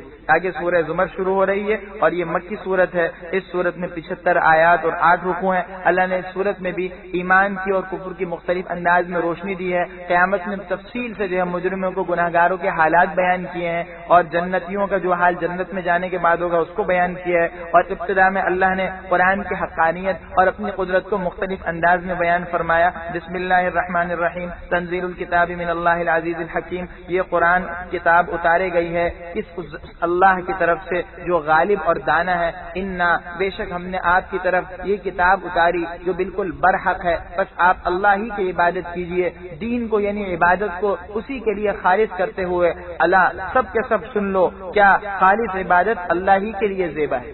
انسان کو چاہیے کہ خالص عبادت کرے اور صرف اللہ ہی کے لیے کرے اور اللہ ہی کو یہ سزاوار ہے, اللہ ہی اس لائق ہے کہ اس کی عبادت کی جائے. تو بتا دیے ایک تو عبادت اللہ کی کرو کسی اور کی نہ کرو, دوسری بات خالص کرو.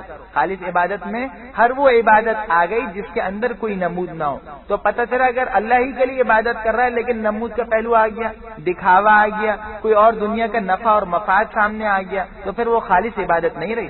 عبادت بے غرضی کے ساتھ کرو, اللہ کی رضا کے لیے کرو. والذین اتخذوا اور جن لوگوں نے اللہ کے سوا اور دوست بنائے ہیں وہ بھی کیا کہتے ہیں ما نعبدہم ہم ان کو اس لیے پوچھتے ہیں کہ وہ ہمیں اللہ کا مقرب بنا دے. مشرکین کئی خدا بنائے ہوئے تھے لیکن پھر بھی کہتے تھے سب سے بڑا خدا اللہ ہے اور ہم ان بتوں کو اس لیے پوچھتے ہیں کہ ہمیں اللہ کا قرب دے دیں.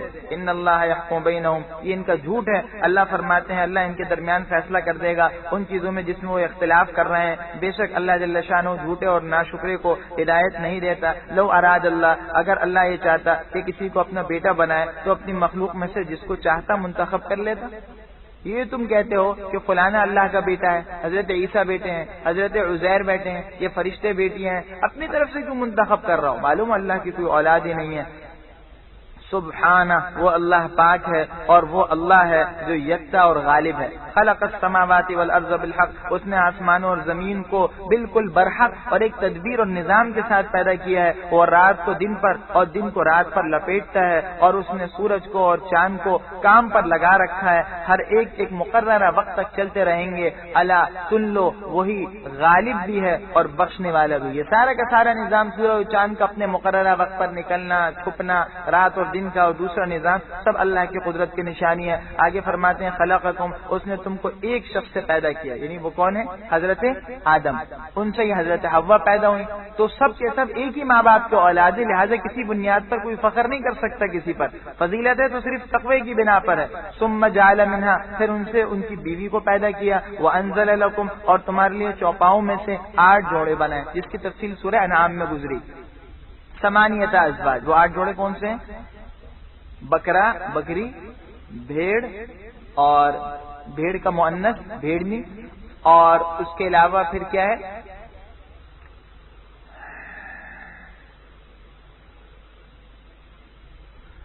گائے اور اونٹ، اونٹنی اور گائے اور بیل، تو یہ کل 8 جوڑے ہو گئے، یعنی 4 جوڑے یہ مل کر کتنے بن گئے؟ 8 بن گئے۔ اللہ نے یہ پیدا کیا۔ اللہ نے تو ویسے بہت سی مخلوقات پیدا کی، لیکن چونکہ فائدہ ان میں بہت زیادہ ہے اور یہ چیزیں ایسی ہیں جو انسان کے ہمہ وقت استعمال میں رہتی ہیں، اور اس زمانے میں تو بہت ہی زیادہ استعمال میں آتی تھی۔ ان کا گوشت بھی، ان کا دودھ بھی، اور پھر ان کی کھال بھی سواری کے طور پر بھی استعمال ہو رہے ہیں، دوسرے کاموں پر بھی ہو رہے ہیں، اس لیے خاص طور پہ ان کا ذکر کیا۔ یخلقکم، وہ تم کو تمہاری ماؤں کے پیٹوں میں پیدا کرتا ہے ایک طرح سے دوسری طرح، اور اس کے بعد پھر ایک اور انداز میں 3 اندھیروں کے اندر، خلقا من بعد خلق، یعنی بتدریج تمہیں ایک مرحلے سے دوسرے مرحلے کی طرف لے کر جاتا ہے، اور 3 اندھیروں کے اندر پیدا کیا۔ وہ مرحلے کیا ہیں بھائی؟ پہلے انسان نطفہ تھا 40 دن تک، پھر کیا رہا؟ علقہ، جمع ہوا خون بن گیا، پھر کیا بن گیا؟ مضغہ، گوشت کا لوتھڑا بن گیا۔ تو یہ 3 مرحلے آئے۔ اس کے بعد پھر روح پھونکی جاتی، جیسے حدیث میں ہر 40 دن میں ایک مرحلہ آتا ہے، اور اس کے بعد روح پھونکی جاتی ہے۔ اور 3 اندھیرے کیا ہیں؟ ایک ماں کے پیٹ کا اندھیرا، دوسرا اندھیرا کیا ہے؟ رحم کا اندھیرا، اور تیسرا کیا ہے؟ وہ اس جھلی کا اندھیرا جس کے اندر بچہ ہوتا ہے۔ عورت کے رحم میں ایک جھلی ہوتی ہے، اس کے اندر بچہ ہوتا ہے۔ تو ان 3 اندھیروں کے اندر انسان کو اللہ نے پیدا کیا ہے، پھر یہ اس دنیا میں آیا۔ یہ انسان کی حیثیت ہے، اور انسان کو ان اندھیروں میں کس نے مکمل بنایا؟ صرف اور صرف اللہ نے بنایا۔ ذالکم اللہ ربکم، وہ اللہ ہے جو تمہارا پروردگار ہے، اسی کے لیے بادشاہی ہے، اس کے سوا کوئی معبود نہیں، بس تم کہاں پھرے جاتے ہو؟ ان تکفروا، اگر تم انکار کرو گے تو اللہ تم سے بالکل بے پرواہ ہے، اور وہ اپنے بندوں کے لیے ناشکری پسند نہیں کرتا۔ انکار و ناشکری کرو گے تو اللہ کو کوئی فائدہ نہیں ہوگا، تمہارا اپنا ہی نقصان ہے، اور اللہ کو کوئی نقصان نہیں ہوا۔ اور اگر شکر کرو گے وَإِن تَشْكُرُوا يَرْضَهُ لَكُمْ، تو اس کو تمہارے لیے پسند کرے گا، اس کی وجہ کہ اس شکر میں تمہارا اپنا فائدہ ہے، اللہ کا کوئی فائدہ نہیں ہے۔ اپنا فائدہ کیا ہے؟ وہ اصول لَإِن شَكَرْتُمْ لَأَزِيدَنَّكُمْ، نعمت بڑھ جائے گی۔ وَلَا تَزِرُوا، اور دیکھو کوئی بوجھ اٹھانے والا دوسرے کا بوجھ نہیں اٹھائے گا، پھر تم سب نے اپنے رب کی طرف لوٹ کر جانا ہے، اور وہ تم کو تمہارے ان اعمال کے بارے میں خبر کرے گا جو تم کرتے رہے، بے شک وہ جاننے والا ہے دلوں کے بھید سے اور پوشیدہ باتوں سے۔ وَإِذَا مَسَّ الْإِنسَانَ، انسان کی فطرت بیان کی جو بار بار قرآن نے پیچھے بیان کی، اور جب انسان کو کوئی تکلیف پہنچتی ہے تو وہ اپنے رب کو پکارتا ہے اس کی طرف رجوع کرتے ہوئے۔ ثُمَّ إِذَا خَوَّلَهُ نِعْمَةً مِّنْهُ، پھر جب وہ اللہ اس کو اپنی طرف سے کوئی نعمت عطا کرتے ہیں تو جس کام کے لیے وہ پہلے اس کو پکارتا تھا اسے بالکل بھول جاتا ہے، اور پھر وہ خدا کا شریک بنانے لگتا ہے تاکہ وہ اللہ کے راستے سے گمراہ کر دے۔ تکلیف میں تو چلا رہا تھا اور اللہ کو پکار رہا ہے، جہاں نعمت آئی بھول گیا۔ آج کے مسلمان کا حال بھی ہے، خوشحالی میں تو اللہ کو بھول گئے، اور جہاں مصیبت ہے تو اللہ کو پکار رہے ہیں۔ بلکہ ہم نے اسے بار بار عرض کیا کہ مشرکوں سے بھی برا حال ہے، مصیبت کے اندر بھی اللہ کی طرف متوجہ نہیں ہو رہے۔ قل، آپ فرما دیجئے کہ تم اپنے کفر اور ناشکری سے تھوڑا سا فائدہ اٹھا لو، تم ابھی دوزخ میں داخل ہو جاؤ گے۔ انک من اصحاب النار، تم دوزخیوں میں ہو۔ امن ہوا قانت، ذرا بتائیے کہ جو شخص رات کے وقت میں زمین کو پیشانی پر رکھ کر اور کھڑے ہو کر اللہ کی عبادت کرتا رہتا ہے اور آخرت سے ڈرتا رہتا ہے اور اپنے پروردگار کی رحمت کی امید کرتا ہے، تو کیا وہ اس کے برابر ہو سکتا ہے؟ کون؟ پیچھا وہ مشرک جس کا ذکر ابھی ہوا، یہ اس کے برابر تھوڑی ہو سکتا ہے۔ قل، آپ فرما دیجئے، هل يستوي الذين يعلمون والذين لا يعلمون، اہل علم اور جو لوگ علم نہیں رکھتے جاہل، کیا دونوں برابر ہو سکتے ہیں؟ نہیں۔ انما يتذكر اولو الالباب، بے شک نصیحت تو عقل مند ہی حاصل کرتے ہیں۔ قل، آپ فرما دیجئے، اے میرے وہ بندو جو ایمان لائے، انہیں اللہ کی طرف سے حضور پیغام دے رہے ہیں، اے میرے بندو جو ایمان لائے اپنے پروردگار سے، اے میرے وہ بندو جو ایمان لائے، اتقوا ربکم، اپنے پروردگار سے ڈرتے رہو۔ للذین احسنوا، وہ لوگ جنہوں نے اس دنیا کے اندر نیکی کی تو ان کے لیے اچھائی، یعنی آخرت میں بڑا اجر ہے، اور اللہ کی زمین کشادہ ہے، یعنی اگر ماحول نہیں ہے کام کرنے کا تو دوسری جگہ جا کر ماحول کرو، ہجرت کر جاؤ، اللہ کی زمین تو بہت فراخ ہے۔ انما یوفی الصابرون، جو صبر کرنے والے ہیں ان کو بغیر شمار کے اجر ملے گا۔ قرآن کریم کی اس آیت کے بنا پر علماء نے کہا کہ صبر یہ افضل ترین عمل میں، ہر عمل کے ثواب کے لیے اللہ نے معیار مقرر کیا، لیکن صابروں کے بارے میں کیا کہا کہ ان کا صبر کا جو اجر ہے وہ بے شمار بے حساب ہے، اس کی کوئی انتہا ہی نہیں ہے۔ تو پتہ چلا کہ صبر جو ہے یہ سب سے بڑا عمل ہے۔ قل آپ فرما دیجئے کہ مجھے اس بات کا حکم ہوا ہے کہ میں عبادت کو اللہ کے لیے خالص کر کے اس کی بندگی کروں، اور مجھے اس کا بھی حکم ہوا ہے کہ میں سب سے پہلا مسلمان ہو جاؤں۔ آپ فرما دیجئے انی اخاف، میں ڈرتا ہوں اگر میں نے اپنے رب کی نافرمانی کی ایک بڑے دن کے عذاب سے۔ آپ فرما دیجئے میں اللہ ہی کی عبادت کرتا ہوں، عبادت اور اپنی اطاعت کو اسی کے لیے خالص کرتے ہوئے فاعبدوا، اب تم اس کے علاوہ جن معبودوں کو چاہو پوجو۔ قل آپ فرما دیجئے در حقیقت خسارے میں وہی لوگ ہیں جنہوں نے اپنے آپ کو اور اپنے گھر والوں کو قیامت کے دن خسارے میں ڈال دیا۔ سب سے بڑا نقصان اور گھاٹے میں وہ شخص ہوگا جس نے اپنی جان اور اپنے گھر والوں کو دوزخ کی آگ کا ایندھن بنایا، نہ خود دین کا خیال کیا، نہ دین پر عمل کیا، نہ اپنے گھر والوں کو جو ہے دین پر لایا۔ اللہ فرماتے ہیں سن لو ذالک هو الخسران المبین، یہی صریح گمراہی اور خسارے کی بات ہے۔ لہم، ان کے لیے اوپر سے بھی آگ کے سائبان ہوں گے اور نیچے سے بھی آگ کا فرش ہوگا۔ ذالک، یہی وہ عذاب ہے جس سے اللہ اپنے بندوں کو ڈراتے ہیں۔ یا عبادی، اے میرے بندو مجھ سے ڈرتے رہو۔ والذین اجتنبوا الطاغوت ان یعبدوها، اور اللہ کے وہ بندے جنہوں نے بتوں کو پوجنے سے اجتناب برتا، بتوں کو پوجنے سے احتیاط برتی اور اللہ کی طرف رجوع کیا، تو اللہ فرماتے ہیں کہ ایسے جو بندے ہیں ان کے لیے کیا ہے؟ بشرا، خوشخبری ہے۔ جنہوں نے اللہ کی طرف رجوع کیا اور بتوں کی طرف کوئی توجہ نہیں کی، ان کے لیے زبردست خوشخبری ہے۔ بس آپ میرے بندوں کو خوشخبری سنا دیجئے۔ وہ کون ہے میرے بندے؟ جو بات سنتے ہیں اور اچھی بات کی پیروی کرتے، ہر بات پر عمل نہیں کرتے، بات سننے کے بعد جو اچھی بات ہو یعنی جو دین کی بات ہے اس پر عمل کرتے ہیں۔ اولئک الذین، یہی وہ لوگ ہیں جن کو اللہ نے ہدایت دی، اور وہ اولئک ہم اولو الالباب، یہی لوگ عقل مند ہیں۔ قرآن کریم عقل مندی کا یہ معیار بتا رہا ہے۔ ایک معیار ہمارے ذہن میں کہ جی جو زیادہ سے زیادہ پیسہ کما لے، جو زیادہ دولت جمع کر لے، اور جو دوسرے کی جیب سے پیسہ نکالنے کا جتنا بہترین انداز میں فن جانتا ہو وہ زیادہ عقل مند ہے۔ قرآن کہتا ہے سب سے بڑے عقل مند وہ ہیں جنہوں نے آخرت کی یہ کمائی حاصل کی اور آخرت کی یہ نعمتیں حاصل کی۔ افمن حق علیہ، بھلا وہ شخص جس پر عذاب کا حکم صادر ہو چکا، تو کیا آپ ایسے شخص کو دوزخ سے نجات دے سکتے ہیں، دوزخ سے چھڑا سکتے ہیں؟ لیکن الذین اتقوا ربهم، لیکن اللہ کے وہ بندے جو اپنے رب سے ڈرتے رہے، لہم غرف، ان کے لیے کیا ہوں گے؟ اونچے اونچے محل ہوں گے، اور من فوقها غرف مبنیہ، ان کے اوپر بھی اونچے بالا خانے بنے ہوں گے، اور ان کے نیچے نہریں بہ رہی ہوں گی۔ یہ اللہ کا وعدہ ہے، اللہ اپنے وعدے کی خلاف ورزی نہیں کرتے۔ الم ترى، کہ آپ نے نہیں دیکھا کہ اللہ نے آسمان سے پانی اتارا اور پھر اس کو زمین میں چشمے بہا کر جو ہے چشمے کی صورت میں بہا کر جاری کر دیا، اور پھر اس سے جو ہے اللہ زرع، کھیتی کو اگاتے ہیں جس کے رنگ مختلف ہوتے ہیں، مختلف رنگوں کی کھیتیاں ہوتی ہیں۔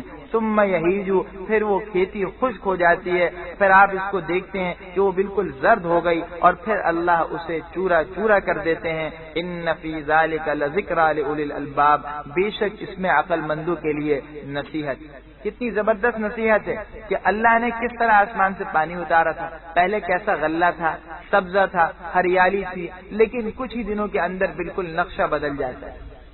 چشمے بھی بہے اور اس کی وجہ سے کھیتی اگ گئی، لیکن پھر کیا ہوا؟ بالکل خشک سالی آ گئی، زردی ہو گئی، اور سارا کا سارا نقشہ ختم ہو گیا۔ یہ مثال ہے دنیا کی زندگی کی کہ دنیا کی رونق کا یہی حال ہے، بالکل پائیدار نہیں ہے، حقیقی نہیں ہے۔ جو مال ہے، جو عزت ہے، جو منصب ہے، وہ ایک نہ ایک دن جا کر ختم ہو جاتا ہے، اور باقی رہنے والی چیز صرف نیک اعمال ہیں، اللہ کا ذکر ہے۔ اللہ جل شانہ عمل کی توفیق عطا فرمائے۔ اللہم صلی علی سیدنا الرحمن الرحیم۔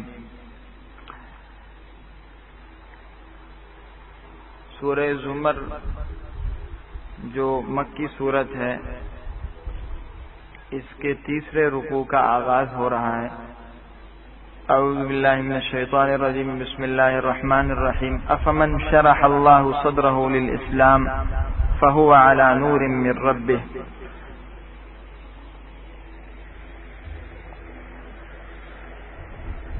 ایک انداز ہے کہ وہ بسا اوقات ایک بات کو بصورت سوال ذکر کرتا ہے اور پھر خود اس کا جواب بتا دیتا ہے، اور بسا اوقات ایسا ہوتا ہے کہ سوال تو ذکر کیا جاتا ہے لیکن جواب ذکر نہیں کیا جاتا، اور بسا اوقات تو سوال بھی مکمل ذکر نہیں کیا جاتا۔ اس بات کو بتلانے کے لیے اور اس طرف متنبہ کرنے کے لیے، دیکھو یہ سوال بالکل واضح ہے اور اس کا جواب تو بالکل ہی آسان ہے جس کو دینے کی ضرورت ہے۔ چنانچہ یہاں پر بھی یہی صورت ہے، اللہ نے ایک بات بصورت سوال ذکر کی ہے لیکن سوال مکمل نہیں، چونکہ واضح بات ہے اس لیے اس کو مکمل نہیں فرمایا۔ اللہ فرماتے ہیں ایک آدمی کے سینے کو اللہ نے اسلام کے لیے کھول دیا ہو، اس کو شرح صدر کی دولت دے دی اور اس کو ایک نور عطا ہوا جو اس کے رب کی طرف سے عطا ہوا ہے، اور وہ اس نور روشنی میں بالکل جو ہے سیدھے راستے پر جا رہا ہے۔ تو اب سوال کیا ہے کہ کیا یہ شخص اس شخص کی طرح ہو سکتا ہے جو کفر اور شرک اور شک کی اندھیروں میں اور گمراہیوں میں مبتلا ہے؟ ظاہر ہے اس کا جواب بالکل ہی واضح ہے کہ یہ دونوں برابر نہیں ہو سکتے۔ شرح صدر کیا ہے؟ حدیث پاک میں اس کی تشریح آتی ہے کہ شرح صدر کا مطلب یہ ہے کہ انسان کے دل میں دنیا سے بے رغبتی پیدا ہو جائے، آخرت کا دھیان اور فکر ہو جائے اور موت سے پہلے ہی موت کی تیاری انسان کرے۔ تو فرماتے ہیں افمن شرح اللہ صدرہ للاسلام، بھلا وہ شخص کہ جس کے سینے کو اللہ نے اسلام کے لیے کھول دیا ہو اور وہ اپنے پروردگار کی طرف سے ایک روشنی پر ہو، تو کیا وہ اور دوسرا جس کا دل سخت ہے جو اندھیرے میں ہے برابر ہو سکتے ہیں؟ نہیں، برابر نہیں ہو سکتے۔ تو مومن کی مثال بالکل ایسا ہی ہے کہ اس کے لیے روشنی ہی روشنی ہے، وہ بالکل سیدھا راستے پر جا رہا ہے اور وہ راستہ بالکل اس کو جنت تک پہنچا دیتا ہے۔ اور اس کے مقابلے میں کافر کی، منافق کی مثال اس شخص کی سی جو اندھیروں میں بھٹک رہا ہو۔ ظاہر ہے جو اندھیرے میں ہوگا وہ یا تو گڑھے میں گرے گا یا کھائی میں گرے گا، کوئی نہ کوئی نقصان ضرور اٹھائے گا۔ اس شخص کا حال یہی ہے کہ یہ آخرت سے پہلے دنیا ہی میں نقصان اٹھاتا ہے۔ اللہ فرماتے ہیں فویل للقاسیۃ قلوبہم، ان لوگوں کے لیے ہلاکت ہے جن کے دل خدا کی یاد سے سخت ہو رہے ہیں، یعنی جن کے دل خدا کی یاد سے غافل ہونے کی بنا پر سخت ہو گئے۔ تو پتہ یہ چلا کہ دل کی سختی کا علاج کیا ہے؟ ذکر اللہ۔ ذکر اللہ یہ دل کی بیماری کا علاج ہے۔ دل میں روحانی بیماریاں ہوتی ہیں، اخلاق کی، کفر کی، شرک کی، شک کی اور گندی جو ہے خیالات اور گندی بری خواہشات کی جو بیماریاں ہیں، تو یہ ذکر اللہ اس کا علاج ہے۔ یہ دل کے زنگ کو بھی دور کرتا ہے، دل کی سختی کو بھی دور کرتا ہے۔ بار صورت جیسے حدیث میں آیا لکل شیء ثقالہ، ہر چیز کو چمکانے والی کوئی چیز ہوا کرتی ہے، اور دل کے لیے ثقالہ کیا ہے؟ چمکانے والی چیز وہ اللہ کا ذکر ہے۔ فرمایا اولئک، یہ لوگ جو ہیں سری گمراہی میں، ہلاکت میں ہیں۔ اللہ نزل احسن الحدیث، اب یہاں سے قرآن کریم کا ایک جچا تلا تعارف کیا جا رہا ہے۔ قرآن کریم کا جو ہے وہ 3 صفات یہاں بیان کی گئی، متشابہ، مثانی اور تیسری چیز کیا ہے؟ دلوں کا متاثر ہونا۔ پہلی صفت کیا ہے؟ متشابہ، اس کی آیات بالکل مضمون میں ملتی جلتی ہیں۔ دوسری صفت کیا ہے؟ مثانی، بار بار دہرائی جاتی ہیں۔ اور تیسری صفت یہ ہے کہ جو لوگ اللہ سے ڈرتے ہیں جب وہ اس قرآن کو سنتے ہیں تو ان پر کپ کپی طاری ہو جاتی ہے، ان کے بدن کے رونگٹے کھڑے ہو جاتے ہیں۔ معلوم ہوا کہ قرآن کریم کی عظمت ہونی چاہیے، اور قرآن سے فائدہ جبھی حاصل ہو سکتا ہے جب اس کو انسان عظمت کی کیفیت کے ساتھ پڑھے، اس کیفیت کے ساتھ کہ دل پر ایک رعب ہو۔ تو فرماتے ہیں اللہ نزل، اللہ نے اتاری سب سے اچھی باتیں، وہ کیا ہے؟ کتاباً، وہ یہ کتاب ہے، متشابہ، جس کی آیتیں ایک دوسرے سے ملتی جلتی نہیں مضمون کے اعتبار سے۔ قرآن کریم کے مضامین میں کوئی آپس کے اندر ایسا تضاد نہیں ہے کہ ایک جگہ کوئی بات کہی گئی، دوسری جگہ کوئی بات کہی گئی، مخاطب پریشان ہو جائے، ایسی بات نہیں ہے۔ مثانی، بار بار دہرائی جاتی ہیں۔ اور تیسری بات کیا کہی؟ تقشعر، اس سے جو ہے ان لوگوں کے جو کہ اپنے رب سے ڈرتے ہیں، ان لوگوں کے جسم اور کے بدن کے رونگٹے جو ہے وہ کھڑے ہو جاتے ہیں، بال کھڑے ہو جاتے ہیں خوف کے مارے۔ ثم تلین، پھر اس کے بعد ان کی کھالیں یعنی ان کے بدن اور ان کے دل اللہ کے ذکر کی طرف مائل ہو جاتے ہیں، نرم ہو کر متوجہ ہو جاتے ہیں۔ جب دل میں نرمی آ جائے گی تو اللہ کا ذکر آ جائے گا. ذالک یہ اللہ کی ہدایت ہے. اللہ جل شانہ جس کو چاہتے ہیں یہ ہدایت دیتے ہیں اور جس کو اللہ گمراہ کریں تو اس کو کوئی ہدایت دینے والا نہیں ہے. افمن یتقی، یا بھی ایک بات بصورت سوال ذکر کی، بھلا وہ شخص جو اپنے منہ کے ذریعے سے بری تکالیف کو، برے عذاب کو روکتا ہو قیامت کے دن. یعنی کیا یہ شخص ان لوگوں کے برابر ہو سکتا ہے کہ جو کہ راحت میں ہیں، امن میں ہیں، چین میں ہیں؟ تو کافر کا حال یہ ہوگا کہ منہ کے بل گھسیٹ کر لایا جائے گا اور یہ منہ سے جو ہے وہ اپنی تمام تکالیف کو سہ رہا ہوگا. وقیل للظالمین، اور ظالموں کو کہا جائے گا کہ تم جو کچھ دنیا میں کرتے تھے اس کے مزے چکھو. کذب الذین من قبلہم، جو لوگ ان سے پہلے تھے انہوں نے بھی جھٹلایا تھا. اللہ فرماتے ہیں تو ان پر عذاب آیا وہاں سے جہاں ان کو خبر اور خیال بھی نہیں تھا، ان کا وہم بھی نہیں تھا کہ یہاں سے عذاب آ سکتا ہے. فاذاقہم اللہ الخزی، تو اللہ نے ان کو دنیا کی زندگی میں رسوائی چکھائی اور آخرت کا عذاب تو سب سے بڑا ہے. لو کانوا یعلمون، کاش یہ جانتے ہوتے. وَلَقَدْ ضَرَبْنَا لِلنَّاسِ، اور فرمایا ہم نے تحقیق اس قرآن کے اندر لوگوں کے سمجھانے کے لیے طرح طرح کی مثالیں بیان کی ہیں تاکہ وہ نصیحت حاصل کریں. اور یہ قرآن کیسا ہے؟ قرآن عربیہ، یہ قرآن عربی زبان میں ہے. غیر ذی عوج، اس کے اندر کوئی جو ہے وہ کجی نہیں ہے، یعنی کوئی عیب اور کوئی اختلاف قرآن میں نہیں ہے. کیوں؟ تاکہ وہ ڈر جائیں. ضرب اللہ مثلا، اللہ نے آگے ایک مثال بیان کی. مثال کیا ہے؟ ایک مومن کی اور ایک مشرک کی مثال. فرمائے دیکھو اس کی مثال بالکل ایسی ہے.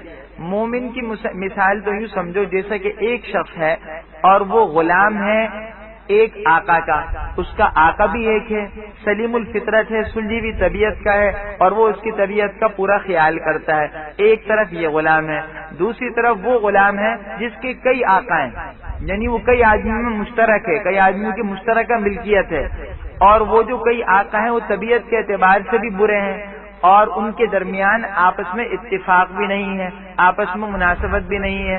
نتیجہ کیا ہے کہ ایک کہتا ہے دائیں طرف چلو، دوسرا کہہ رہا ہے بائیں طرف چلو. ایک کہتا ہے یہ کام کرو، دوسرا کہتا ہے یہ کام کرو. تو یہ غلام تو ہر وقت تشویش میں، تکلیف میں، حیرت میں اور پریشانی کے اندر ہے. اور پہلا غلام بالکل راحت میں ہے. بالکل یہی حال مومن و مشرک کی ہے کہ مشرک جو ہے ہر وقت اسی تشویش کے اندر ہے. کئی خدا پال لیے، کبھی اس کو پوج رہا ہے، کبھی اس کو مانگ رہا ہے اور کبھی اس سے کوئی چیز جو ہے وہ طلب کر رہا ہے. اس کے برخلاف مومن جو ہے وہ صرف اور صرف جو ہے وہ اللہ کی طرف متوجہ ہوتا ہے اور اللہ جل شانہ اس کی مدد بھی ضرور کرتے ہیں، اس کی دنیا میں بھی رہنمائی کرتے ہیں. فرمایا ضرب اللہ مثلا، اللہ ایک مثال بیان کرتے ہیں. وہ کیا ہے؟ رجلن، کہ ایک تو وہ آدمی ہے کہ جس میں کئی شریک ہیں جو سارے بدخو ہیں، بد فطرت ہیں، اور ایک وہ آدمی ہے جو کہ بالکل خالص ایک ہی شخص کا غلام ہے. حل یستویان مثلا، کیا یہ دونوں حالت میں برابر ہو سکتے ہیں؟ ہرگز نہیں. بالکل واضح جواب ہے. فرمایا الحمدللہ، سب تعریف ہے اللہ ہی کے لیے ہیں کہ یہ بات واضح طور پر انسانوں کے سمجھ میں آ سکتی ہے، بلکہ حقیقت یہ ہے کہ ان میں سے اکثر جانتے ہی نہیں. انک میت، آپ نے بھی مرنا ہے اور ان تمام لوگوں نے مرنا ہے. موت سب پر آنی ہے. اللہ کے نبی پر بھی موت آنی ہے کیونکہ اللہ کے نبی بشر ہیں.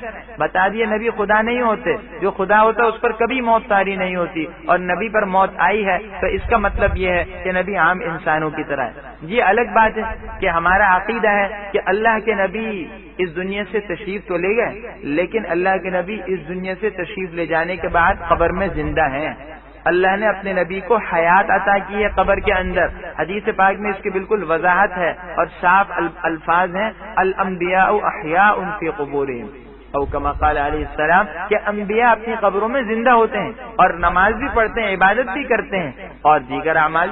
تو معلوم ہوا کہ انبیاء اپنی قبروں میں زندہ ہیں. جب شہید کے بارے میں قرآن نے کہہ دیا وَلَا تَقُولُوا لِمَن يُقْتَلُ فِي سَبِيلِ اللَّهِ أَمْوَاتٌ بَلْ أَحْيَاءٌ، شہید کو مردہ نہ کہو، زندہ کہو. تو شہید سے اوپر کون ہے؟ صدیقین ہے. صدیقین جو ہے ان کا درجہ جو ہے وہ شہید سے اوپر ہے. اور جو لوگ جو ہیں اس سے بھی اوپر کا درجہ رکھتے ہیں یہ کون ہے؟ حضرات انبیاء ہیں. تو ظاہر بات ہے کہ جب انبیاء کرام علیہم السلام کو اللہ پاک نے سب سے اونچا مقام دیا تو یقیناً عالم برزخ میں ان کو جو زندگی ہوگی وہ بھی سب سے اونچی زندگی عطا ہوگی. سب سے اونچی زندگی ہے تو انبیاء اپنی قبروں میں زندہ ہوتے ہیں. یہ عقیدہ ہے ہمارا. یہ اور بات ہے کہ عام انسانوں کی طرح چلنا پھرنا نہیں، ایسی زندگی نہیں ہوتی کہ جسم سے چلے پھرے، لیکن وہ زندگی سمجھ میں آنے والی نہیں ہے۔ یہی وجہ ہے کہ حدیث میں خود آتا ہے، اللہ کے نبی فرماتے ہیں کہ جو مجھ پر میرے پاس آ کر سلام پڑھتا ہے میں خود اس کو سنتا ہوں، اور جو دور سے پڑھتا ہے تو اللہ کی طرف سے فرشتے مقرر ہیں، وہ مجھ تک سلام اس کا پہنچاتے ہیں۔